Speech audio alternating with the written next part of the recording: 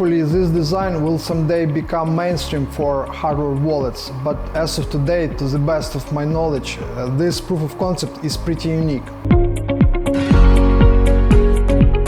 This is the first proof of concept of distributed hardware wallet that is based on secure microcontroller using secure multi-party computation.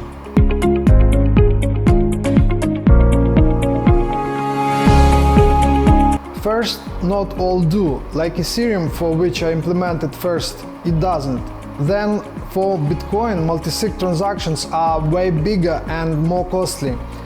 Threshold signature transaction is indistinguishable from ordinary transactions, so it doesn't affect scaling and offers more privacy by not exposing participant structure.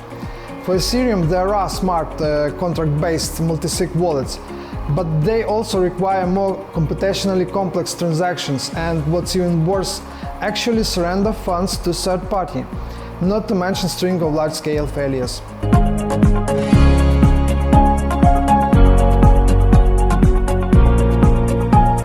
There is a saying that one should never invent cryptography scheme unless a professional cryptographer. I am a developer, but my proof of concept is based on Threshold ECDSA protocol invented by acclaimed cryptographers Rosario Gennaro and Steven Goldfeder, and open source implementation of the protocol by Zen-Go team.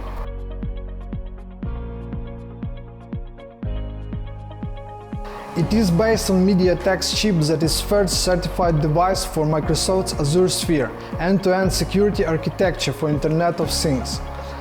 Technically, it's a microcontroller with secure core. What makes it revolutionary is that it's running Linux microkernel. It's like shrinking PC into a form factor of a SIM card.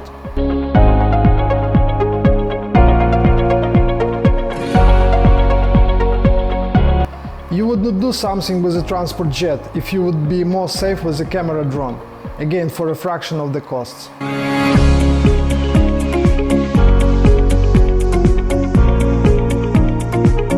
There is common criteria evaluation assurance level certification for IT product or system, usually applied to hardware security models.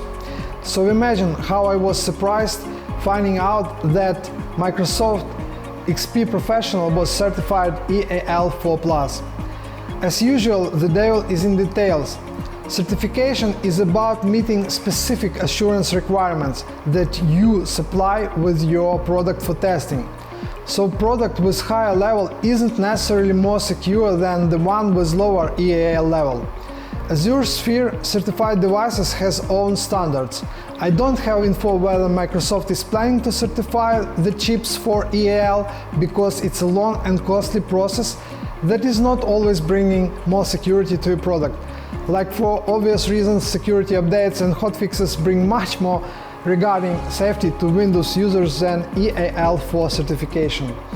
For those who, unlike I, don't or simply can't trust Microsoft or any other company, I'm working on porting implementation to other classes of MCUs that have various security certifications, including common criteria EAL and security models like band-grade secure elements, for example. I expect this direction to become mainstream quite soon, with other more powerful and at least as secure devices coming into Azure Sphere ecosystem and other security frameworks alike.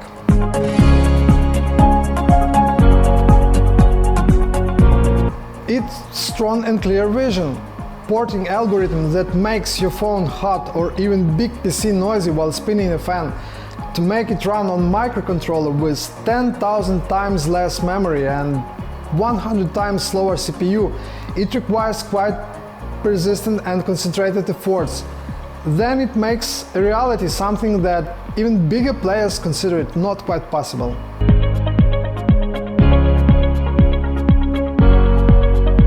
Of course, for example, in Ukraine we had an incident with forgery of e-signature of then anti-corruption activist Ruslan Rябошапka. Back in 2016, when he was a member of National Anti-Corruption Agency and promoting new e-declaration system for government officials, some evil forces managed to counterfeit a signature for him, then signing some absurd information. It was done to compromise the whole idea of e-declarations. Case remains unsolved until now, and because signature is indistinguishable from the one generated legally, it throws a shadow on the whole e-signature system of Ukraine.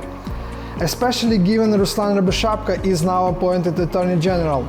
That forgery would be impossible if signature generation and signing would be distributed at least among few government organizations. While that whole story may sound unreal to citizens of world-leading countries, the corporate trade is an international phenomenon, and what makes it more weird is that legacy manual signatures are to these days the major proof of financial transactions. What if you made it under stress, or legal expertise in case of dispute got it wrong? In the era of secure MPC, there are good answers to those problems.